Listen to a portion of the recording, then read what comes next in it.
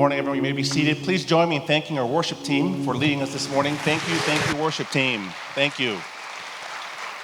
Tate, thank you. This is a very special community chapel, First Responders Chapel. Many of you were not born yet when September 11th happened, so long ago it seems, but some of you were. I still remember that day. I was 3 years new as a faculty member, and our whole university shut down for the day and the day after. I have friends who lost loved ones that day, sons and daughters. I had a friend who was in the Pentagon that day who lost 89 of his friends and colleagues. It was a significant and serious and sad and tragic day. But amidst that day, there were incredible stories of heroism, of service, of sacrifice that really brought our country together in an incredible way. And one of the groups that stood out that day were our first responders, who put their lives on the line that day, and frankly, every day thereafter and even before that day. And today we set aside this chapel not just to remember 9/11, but also to honor and thank the Lord for our first responders. How many of you have family members or friends who are first responders? Would you please raise your hands? Yes, throughout the auditorium, indeed. And today we have two very, very special guests. Representing our law enforcement community is Kent County Sheriff Michelle Lajoy DeYoung. Sheriff, thank you for being here. Would you please join me in thanking our sheriff and all she does? Thank you, Michelle, for being here and for your service. And we also have a very, very special speaker, the chief of Grand Rapids Fire Department, Dr. Brad Brown. He's a doctor, and he is a doctor from one of the finest universities in our country, Cornerstone University. Yes. He spoke last year, and we brought him back. Thank you, Dr. Brown, Chief Brown, for being here. We're so grateful to you and the service of your men and women, and Sheriff as well, for your men and women who serve. Thank you so much for all that you do for our communities. We invite many of them to come, but they're out serving, so they can't be here today. But let's remember them always in prayer.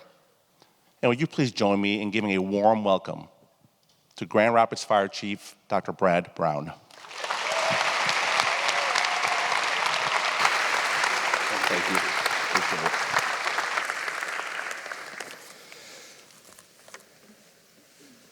I better get my timer going because some of you have a class to get to. Well, there's a lot of emotions that lead up to this day for the sheriff and myself, I'm sure.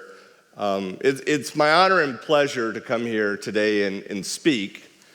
And Tate had a really good message. I am going to focus a little bit on the bad, on the tragedy of 9/11, because how could you not, okay? Most of you weren't alive that day. That's a day that put a mark on our hearts, a very dark mark on our hearts, frankly, that will never go away. But we also have a lot of things from that day that are really, really positive, that really banded the country together. And it's important that we remember those. So I also want to remind people, first responders that day were not just the people in uniform. It was not just law enforcement. It was not just firefighters. It was not just military. There were thousands of first responders that looked just like you, that were private citizens that ran towards the chaos and did the right thing. Now, any good sermon wouldn't be a sermon without a call to action. So I'll give you that at the end, but you're not walking out of here without homework. I'll tell you that right now. So that was a tough day. That was a day that broke a lot of people and killed a lot of people. 2 Corinthians 4:8-9 says, "We are hard pressed on every side, but not crushed. We're perplexed, but not in despair. Persecuted, but not abandoned. Struck down, but not destroyed." A lot of bad things in that verse. A lot of bad things, but a lot of positive things that give hope as well. How can we have hope when something this bad happens to us? How can you have hope when one of the people that you love dies? How can you have hope when our country is attacked senselessly and almost 3,000 people were murdered? How can you have hope in a situation like that? Psalm 91:4 offers, "He will cover you with his feathers, and under his wings you will find refuge. His faithfulness will be your shield and rampart." God's got our back. He's got our back. No matter what happens to us, no matter what happens to our country, there's always that higher power, that higher calling looking out for us. As first responders, we have an angel on our shoulder, let me tell you. Some of the situations that we go in, and you come out later and you look at your partner and you're like, I can't believe we made it out of there. Well, I'll tell you what, it wasn't my skill in firefighting that helped me out of that building that day. There was a higher power that guided me to that door. There was a higher power that guided law enforcement in a certain direction that day. And we do not take that for granted. The Pew Research Center revealed that 93% of Americans, now this is a few years ago, lot more younger people, 90% of Americans know exactly where they were that day. Exactly where they were that day when things went down.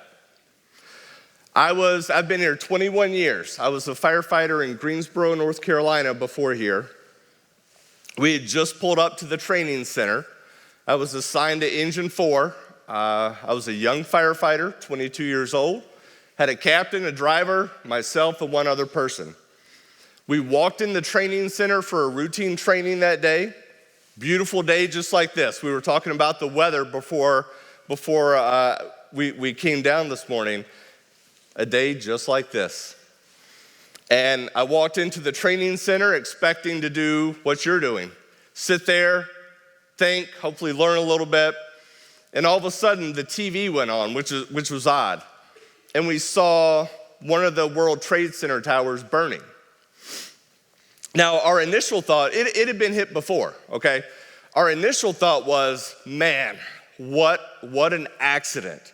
What an accident that occurred in New York City. Our brothers and sisters will handle it. They're gonna go to work. They're gonna get this fire out. And it's a tragedy. People are gonna lose their lives that day. But that's what we thought it was. And then a few minutes later, the announcer's voice came in. And that's where I want to spend a few minutes focusing, is on that announcer's voice. That announcer said, there's a second plane. They didn't just say there's a second plane. For those of you that were watching TV that day, I guarantee you can recall the inflection and the tone and the seriousness. It's like when your parents use your middle name, right? Okay? I have a daughter and a son, and if I say Brockton Garrett Brown, he knows he's in big trouble.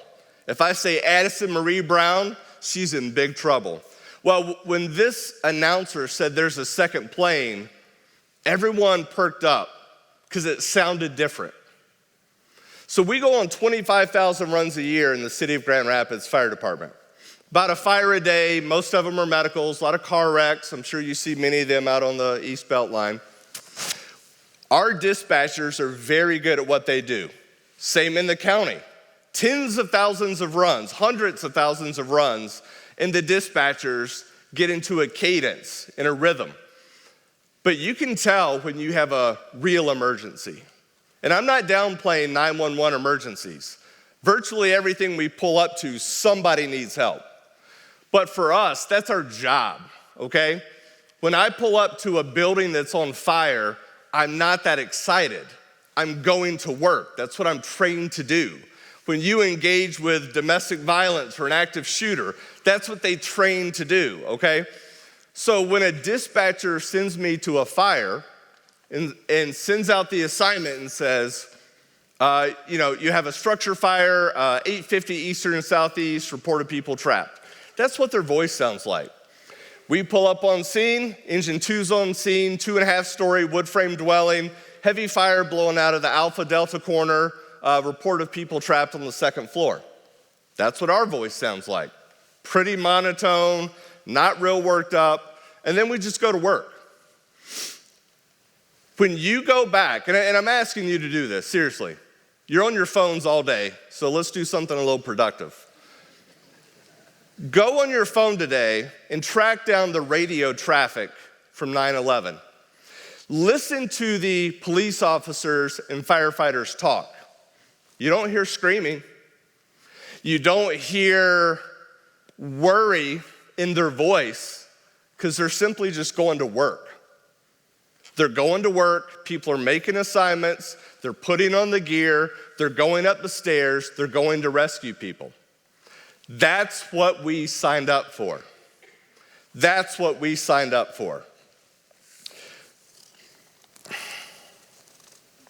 Romans 15:13 says, "May God, the source of hope, fill you with all joy and peace by means of your faith in him, so that your hope will continue to grow by the power of the Holy Spirit."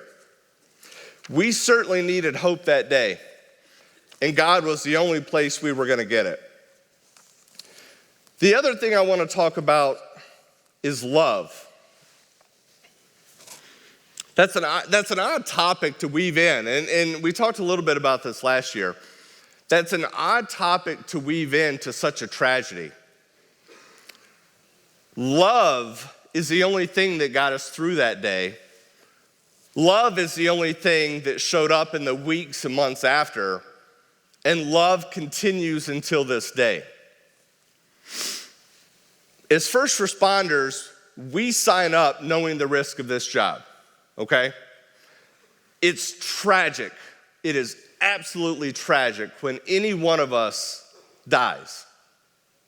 But we know that that's a risk that we signed up for and we're willing to take. Private citizens that day didn't sign up to do that type of work, but they were helping right alongside of us. Why? Because they loved their fellow human more than themselves. They loved you more than themselves. That's a true act of selflessness. That's a true act of carrying out God's work.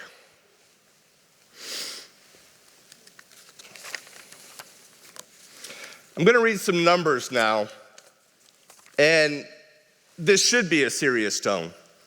Every one of these numbers represents a life lost, a family without a parent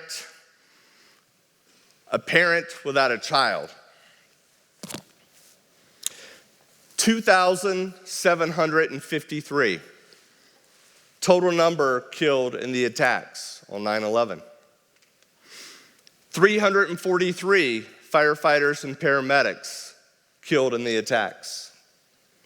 23 NYPD officers killed in the attacks. 37 Port Authority police killed in the attacks. 1,402 employees in Tower 1 killed in the attacks. 614 employees in Tower 2 killed in the attacks. 2,343, the number of U.S. troops killed in Operation Enduring Freedom, which followed. 115, the number of nations whose citizens were killed in the attacks.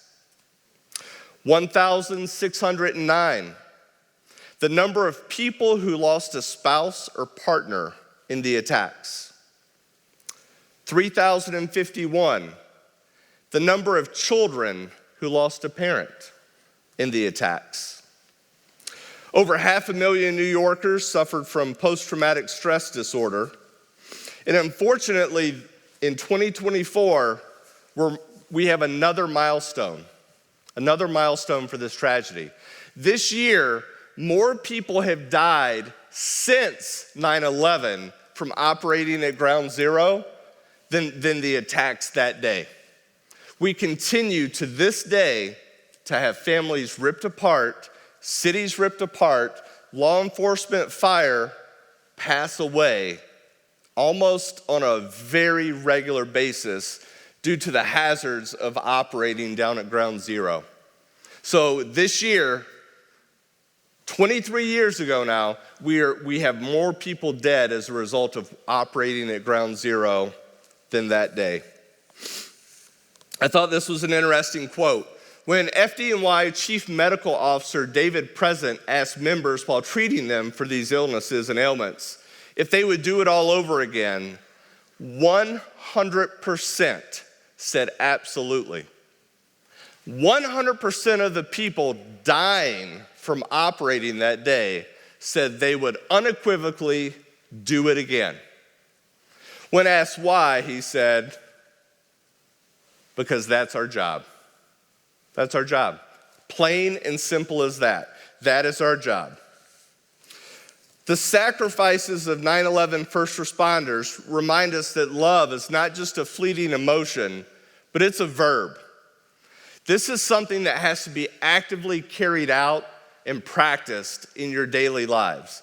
This isn't something that you simply receive. It's expected that you're going to give and give wholeheartedly.